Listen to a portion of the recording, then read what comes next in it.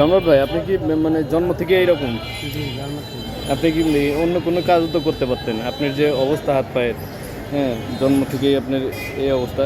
তো এই রিস্ক নিয়ে আপনি এগুলা কেন করতেছেন অন্য কোনো কাজ না করে? এখন কি করব, ভিক্ষা করা তো মনে করেন ভালো না। আমি আমি আছি এখন মিরপুর 11-তে। যেই ছেলেটিকে দেখতে পাচ্ছেন ওর নাম হচ্ছে সম্রাট।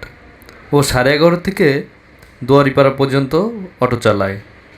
ছেলেটি জন্ম থেকেই হাত আর পা কবজি পর্যন্ত আছে, তারপরে নেই। ওকে জিজ্ঞেস করলাম যে তুমি কেন অটো চালাও?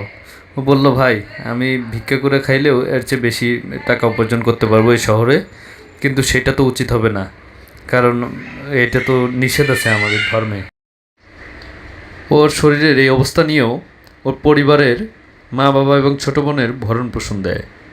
আসলে ইচ্ছা থাকলে সবই সম্ভব। আমি ওর অটোতে চড়লাম এবং বেশ কিছু জায়গা ওর অটোতে চড়ে গেলাম। দেখলাম ও খুব সুন্দর চালায়।